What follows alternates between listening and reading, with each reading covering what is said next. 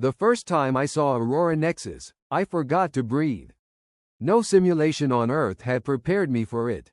The station filled space like a small world, its endless rings crowded with ships from hundreds of civilizations. Warships, freighters, diplomatic cruisers, and rescue vessels moved in perfect order around the largest diplomatic station ever built. Somewhere inside those colossal walls, peace between the stars was negotiated every single day. Humanity had joined the Galactic Council only 9 years earlier. We were respected for surviving a dangerous homeworld, but among civilizations thousands of years older, we were still considered newcomers, observers more than equals. As I stepped off the shuttle, my security badge identified me as Evan Brooks, Earth Diplomatic Corps. I wasn't an ambassador. My responsibility was simpler: keep people alive. The human sector was modest compared to the grand embassies surrounding it, built for efficiency instead of prestige. Engineers inspected systems, doctors checked emergency supplies, and security teams quietly reviewed evacuation routes before the upcoming Galactic Summit. To everyone else, it looked like another ordinary morning. To me, preparation was never ordinary. It was the reason people survived when everything else failed. By midday, Aurora Nexus had become even busier. Delegations from every corner of known space continued arriving, escorted through gleaming corridors toward their assigned embassies. The station had hosted countless summits over the centuries, yet every arrival still followed ancient traditions that no civilization dared ignore. Ceremonial greetings, security inspections, diplomatic escorts, and carefully rehearsed protocols unfolded with almost mechanical precision. Peace, I had learned, depended as much on routine as it did on good intentions. While I completed another patrol through the central transit hub, an encrypted priority alert appeared on my wrist display. The sender was the Galactic Council Intelligence Division. Security officers across the station received the same message simultaneously. I opened it without slowing my pace. A terrorist coalition known as Black Eclipse had infiltrated multiple diplomatic facilities across Council space. Their operatives had already sabotaged communication relays, stolen security credentials, and disappeared before authorities could identify them. According to intercepted transmissions, their ultimate objective was no longer sabotage. They intended to strike Aurora Nexus. The upcoming summit would gather hundreds of ambassadors, military leaders, and heads of state beneath one roof. If Black Eclipse succeeded in assassinating even a handful of them, decades of carefully maintained peace could collapse overnight. Ancient rivalries would reignite, defensive treaties would unravel, entire sectors could descend into war before the truth was even known. Within minutes, emergency meetings were scheduled throughout the station. Military escorts doubled around every diplomatic quarter. Additional weapon systems were activated, checkpoints expanded, and patrols increased. The response was immediate, disciplined, and exactly what everyone expected. As I watched armed units deploy through the corridors, I couldn't shake an uncomfortable feeling. More soldiers, more scanners, more weapons. Those things made people feel safer. They didn't always make them safer. Somewhere inside Aurora Nexus, Black Eclipse had already found a way in. The question wasn't whether the station had enough guns. The question was whether we could protect the people behind them before fear destroyed everything the Council had spent centuries building. The emergency session of the Galactic Council began less than an hour later. Although I wasn't permitted inside the main chamber, every security officer could monitor the proceedings through the internal network. My assignment kept me outside the Hall of Concordance, watching delegates arrive beneath towering crystal arches while listening to the debate through an earpiece. The intelligence report spread across the chamber like a storm cloud.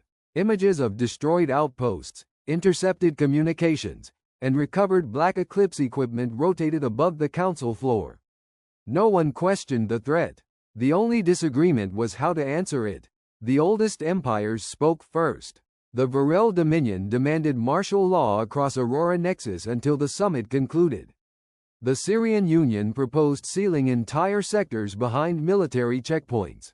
Several admirals insisted that every ambassador should travel surrounded by armed escorts and combat drones. Others recommended orbital defense platforms, heavier patrols, biometric restrictions, and permission to use lethal force at the slightest suspicion. Every proposal sounded stronger than the last. Every speaker believed greater force would guarantee greater safety. I understood their reasoning. If someone intended to kill innocent people, building thicker walls and carrying larger weapons seemed like the obvious solution. It was logical. It was measurable. It reassured frightened governments that they were doing something. Yet experience had taught me another lesson. No wall was impossible to cross. No scanner caught every threat. No weapon could erase fear once it had already entered a crowd. Outside the chamber, delegations continued walking toward the entrance. Some species wore ceremonial armor polished to a mirror shine. Others arrived surrounded by heavily armed guards whose eyes never stopped moving. A few ambassadors looked more like generals preparing for battle than diplomats preparing for negotiations. As they passed me, I wondered how many of them believed security depended entirely on the soldiers standing beside them. Inside, the debate grew louder. No one had noticed that Earth's ambassador still hadn't spoken. Most assumed humanity had come only to listen while civilizations thousands of years older decided the future of the galaxy. From my position beside the eastern entrance, I couldn't see the center of the council chamber, but I could hear every word through my earpiece. One by one, representatives of the great civilizations repeated variations of the same proposal. Increase patrols, deploy heavier weapons, expand surveillance, restrict movement, build stronger barriers. Every solution relied on the assumption that peace could be preserved through greater force. Then the chamber became unexpectedly quiet. The chair had finally recognized Earth's ambassador. Ambassador Elena Ward rose from her seat without ceremony. Unlike the elder delegates wrapped in elaborate robes or ceremonial armor, she wore a simple dark diplomatic uniform. She carried no notes and activated no holographic presentation. For several seconds she simply looked around the chamber, meeting the eyes of representatives who had barely acknowledged humanity since the meeting began. When she finally spoke, her voice was calm enough that everyone leaned forward to hear it. You can build stronger walls. Silence settled over the chamber. You can deploy larger fleets. You can place soldiers at every doorway and scanners in every corridor. She paused, but trust between people will always protect more lives than fear ever can. No one interrupted. The words seemed to hang in the air, almost too simple for a crisis that threatened the entire galaxy. From where I stood, I watched several alien security officers exchange puzzled glances. Even among my own colleagues, there were raised eyebrows. It wasn't the statement anyone expected from a civilization that had spent so much of its own history at war. Ambassador Ward continued no further. She offered no lengthy explanation, no dramatic speech, and no attempt to persuade those already shaking their heads. She simply resumed her seat. The silence lasted only a heartbeat before whispers spread across the chamber like ripples across water. Some delegates frowned, others looked genuinely confused. To civilizations that had survived for thousands of years behind immense fleets and fortified worlds, the idea that trust could outperform overwhelming security sounded dangerously naive. The debate resumed almost immediately. Only this time, humanity had finally spoken. And almost everyone believed we had said the wrong thing. VidIQ.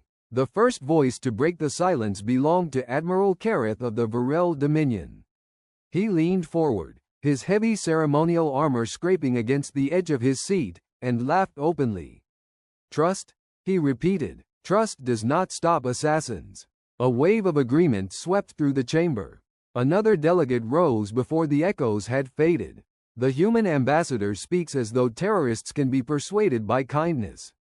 Black Eclipse carries explosives, not conscience. More voices joined in. Only weapons preserve civilization. Fear is the language criminals understand.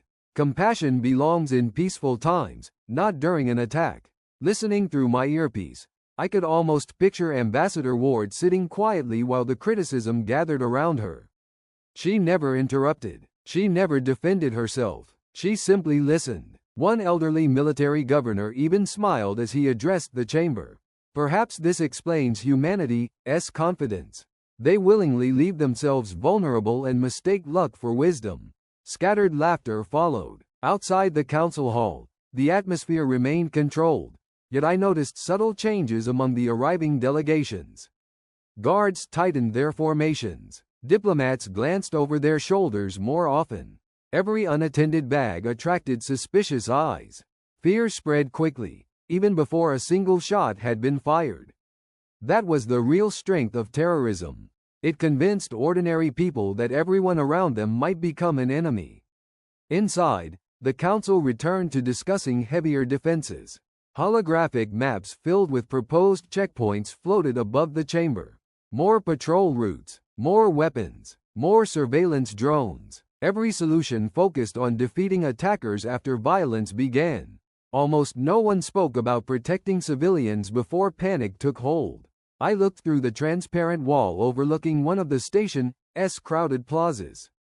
Families from dozens of worlds walked together, children laughing as they chased floating guide drones without caring which species they belonged to. They trusted one another because they had no reason not to. Watching them, I found myself hoping Ambassador Ward's words had reached someone inside that chamber, even if everyone else had dismissed them. When my shift outside the council chamber ended, I headed back toward the human sector through one of Aurora Nexus' quieter transit corridors.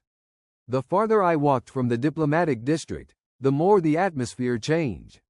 There were no crowds arguing over politics here, no reporters chasing officials, and no military officers debating strategy.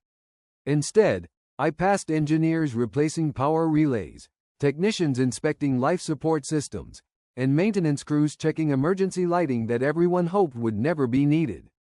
To an outsider, it probably looked painfully ordinary. To me, it looked reassuring. The human district had always been built around one simple assumption. If a crisis arrived, the smallest preparations made beforehand would matter more than the biggest decisions made afterward. I entered security operations through a pair of reinforced doors and nodded to the officers monitoring station cameras. Half a dozen screens displayed evacuation routes instead of tactical formations. Another wall tracked medical supply levels across the district. Communications specialists tested emergency frequencies while logistics teams confirmed shuttle capacities for civilian transport. No one raised their voice. No one rushed. They had rehearsed these procedures so many times that each movement felt almost effortless.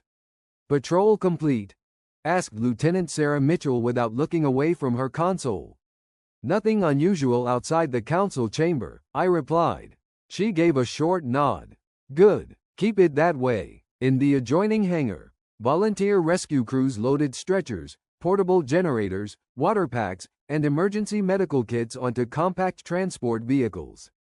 Fire suppression units checked pressure systems while engineers verified backup power cells one final time. None of it was glamorous, and none of it would ever appear in history books unless something went terribly wrong. That was exactly the point. Preparing for disasters wasn't about recognition. It was about making sure people survived long enough to forget there had ever been a disaster at all. Looking around the room, I realized something that many of the older civilizations still didn't understand. While they were preparing to fight an enemy, we were preparing to save everyone caught in the middle. The briefing room filled quickly as the afternoon shift reported in.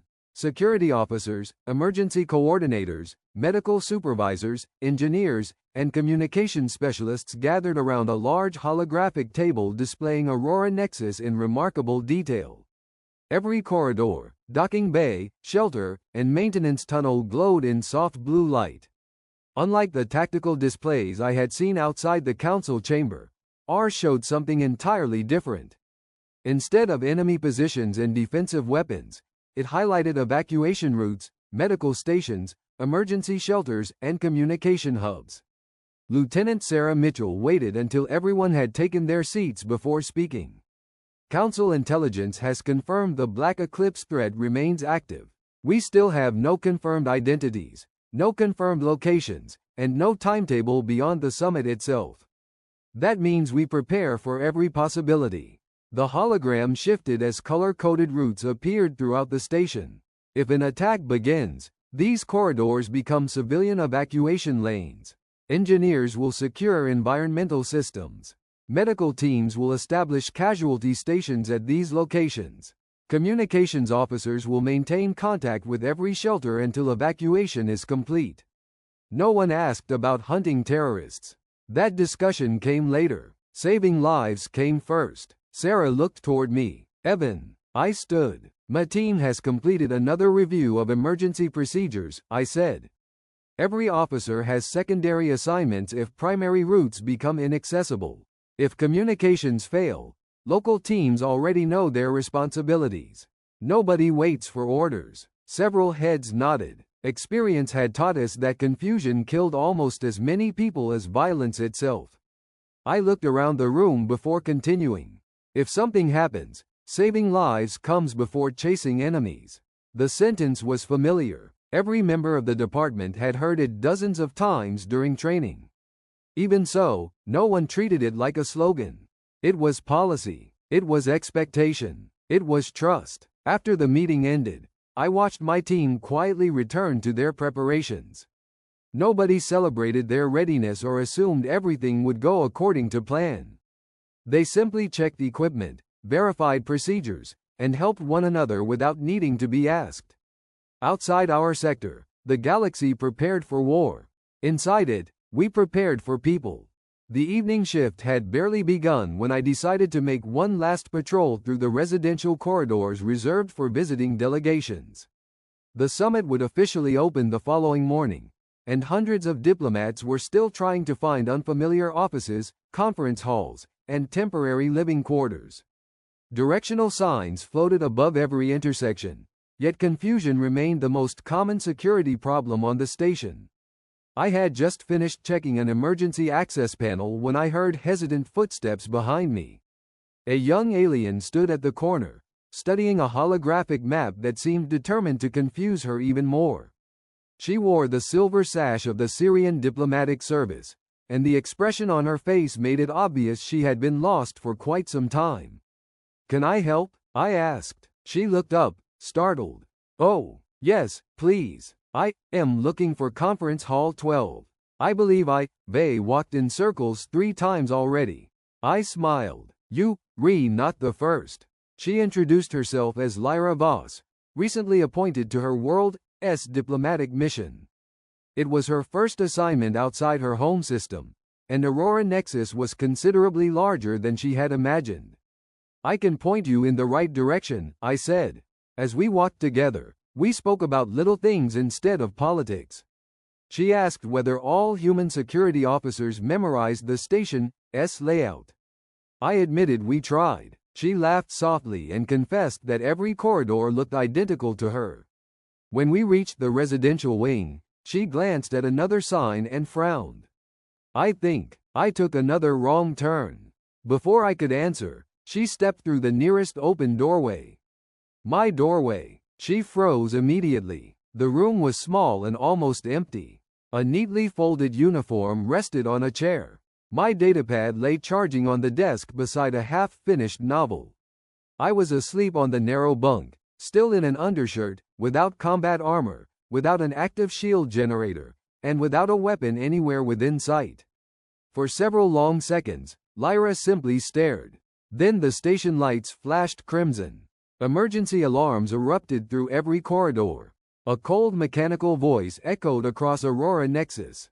"Security alert. Multiple hostile incidents detected. All personnel initiate emergency protocols immediately." The alarm ripped me awake before I fully understood what had happened. Years of training took over long before conscious thought caught up. I was on my feet in a single motion, pulling on my uniform jacket while the station's emergency lights painted my quarters in flashes of crimson. Standing frozen just inside the doorway was Lyra, her eyes wide with embarrassment and fear. I am so sorry," she stammered. No time, I said, fastening my communicator.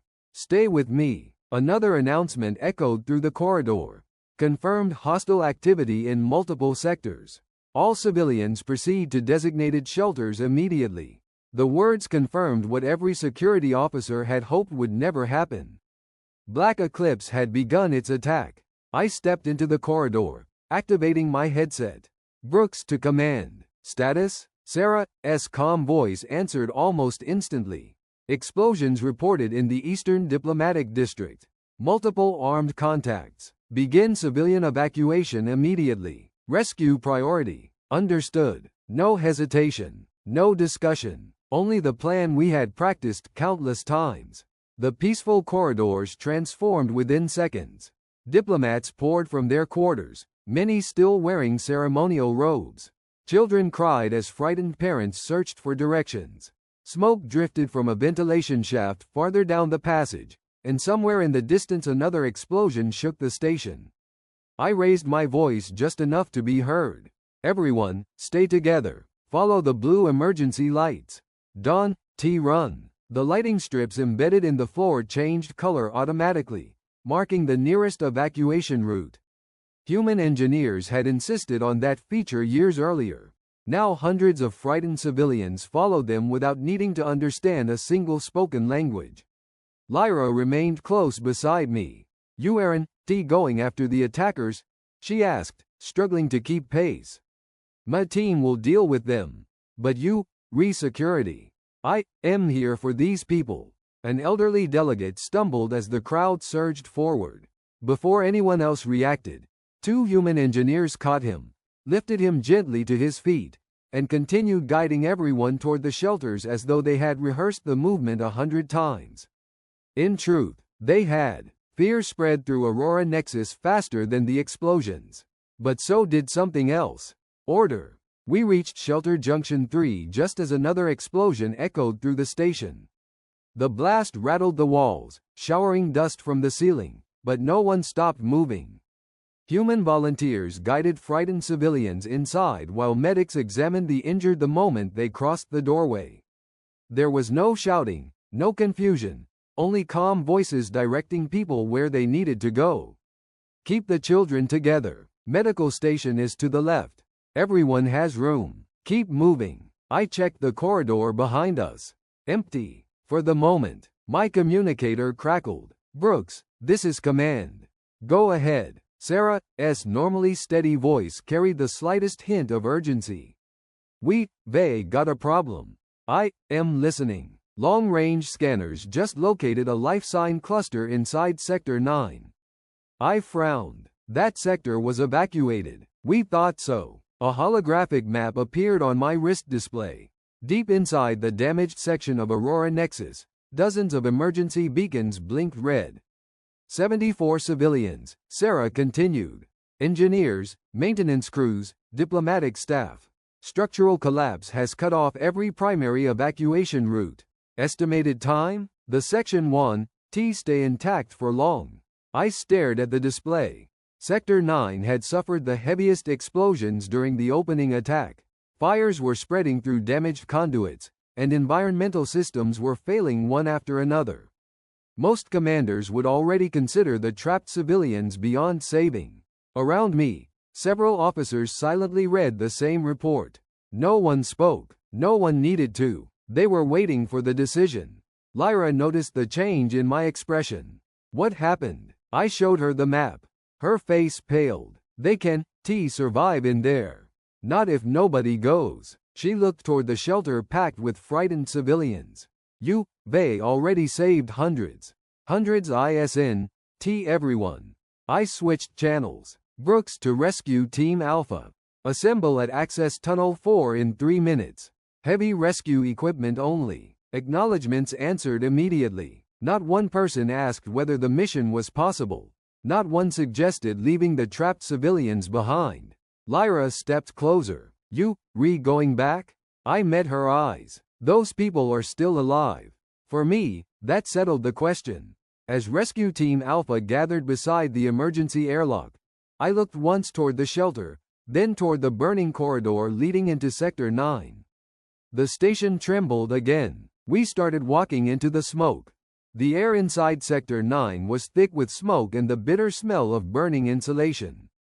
Emergency lights flickered weakly through drifting dust, casting long shadows across twisted support beams and shattered walls. Every few seconds the station groaned beneath us, reminding everyone that the damaged structure was slowly giving up.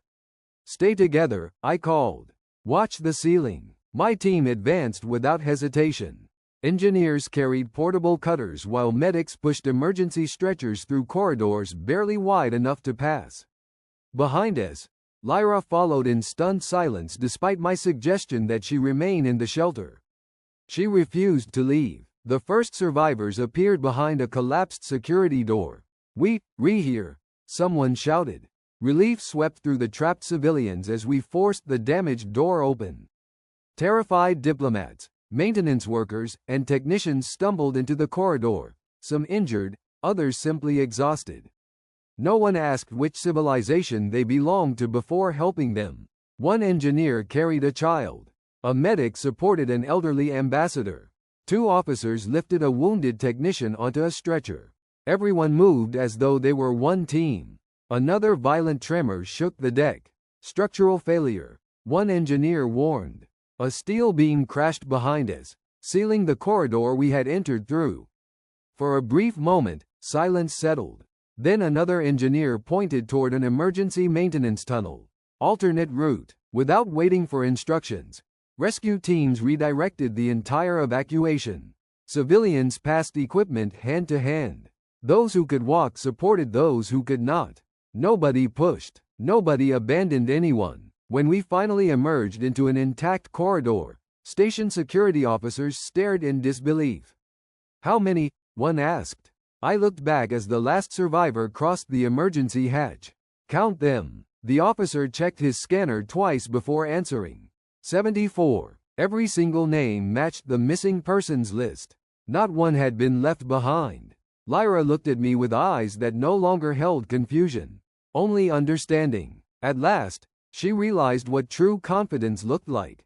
It wasn't sleeping beside a weapon. It was knowing that, when everything collapsed, someone would always come back for you. News traveled through Aurora Nexus faster than the emergency crews could clear the smoke. Security recordings of the Sector 9 rescue reached the council before the last stretcher arrived at the medical wing. Delegates who had spent hours arguing about heavier weapons now watched human engineers, doctors, and security officers carrying strangers to safety without asking their names, governments, or species. The footage spread from chamber to chamber until nearly every representative had seen it. Military analysts requested copies of the recordings, convinced they contained some hidden tactical doctrine. They studied our formations, expecting to discover an advanced combat strategy. Instead, they found disciplined communication, practiced coordination, and people who instinctively trusted one another to do the right thing without waiting for permission. Psychologists reached a different conclusion. Human teams remained calm because they expected every member to fulfill their responsibility. Orders mattered, but shared trust mattered even more. When one route collapsed, nobody froze. Someone found another. When one rescuer became exhausted, another silently stepped forward. Cooperation flowed naturally because it had been practiced long before the crisis began. Lyra visited the medical wing after the last survivor had been treated. She found me helping volunteers unload fresh supplies instead of giving statements to reporters gathering outside. "They all talking about you," she said. I shook my head. "They talking about the rescue. You led it. I happened to be there." She looked around at the doctors, engineers, and volunteers working beside me. "No," she answered quietly. "You trusted them." I smiled. "They trusted me, too." That was the part many civilizations still struggled to understand. Trust wasn't something granted after success. It existed before success. It allowed ordinary people to accomplish extraordinary things together. By evening, the immediate threat had been contained. Black Eclipse had failed to break the summit or divide the council. They had damaged the station, taken innocent lives, and spread fear, but they had not destroyed the cooperation they hoped to shatter. For the first time since humanity joined the Galactic Council, the oldest civilizations began asking not how humans fought, but how humans learned to trust so completely. Months passed before Aurora Nexus finally returned to full operation. Damaged sections were rebuilt stronger than before, but the greatest changes were not made from steel, crystal, or reinforced alloys. They were written into the station's emergency procedures. Every evacuation plan, every disaster response manual, and every rescue protocol adopted by the Galactic Council now reflected lessons learned from the human operation during the Black Eclipse attack. The revisions surprised many of the older civilizations. Instead of placing military response at the top of every procedure, the new regulations prioritized civilian evacuation, emergency communication, medical coordination, and shared responsibility between rescue teams. Security forces would still confront attackers, but protecting lives became the first objective rather than the second. It was a quiet change, almost unnoticed by the public, yet everyone who had survived the attack understood why it mattered. Several powerful empires formally invited Earth into exclusive military alliances. Others offered permanent leadership positions within the Council's Strategic Defense Committee. Humanity accepted neither. Ambassador Elena Ward thanked every delegation for its confidence before politely declining each proposal. "We are honored by your trust," she told the assembled representatives. But peace cannot belong to one civilization. It survives only when every civilization chooses to protect one another. No one laughed this time. Among those listening was Lyra Voss. She returned to her homeworld carrying far more than diplomatic reports. The memory of entering a human officer's quarters by mistake, seeing complete vulnerability instead of constant suspicion, and later watching that same officer risk his life for strangers had changed something fundamental inside her. Years later she founded the Voss Academy of Interstellar Diplomacy. Future ambassadors studied negotiation, history, and galactic law there, but they also learned crisis leadership, emergency cooperation, and the importance of earning trust before asking for it. On the entrance wall, carved into polished stone beneath the Academy's emblem, were the words she had never forgotten. Peace survives because someone chooses to trust first. Many decades later, a historian of the Syrian Union closed the final volume of his research on the Black Eclipse crisis with words that every cadet of the Galactic Council would eventually memorize. "We believed humanity's strength came from its fleets. We believed it came from its soldiers. We believed it came from its technology. We were wrong. Everything changed the day a young diplomat accidentally walked into a human's room. She expected to find armor beside the bed, weapons within arm's reach, and a man who trusted no one. Instead, she found a human peacefully asleep. Hours later, she watched that same man walk back into a collapsing station because strangers were still alive. Only then did we understand what humanity had been trying to teach us from the very beginning.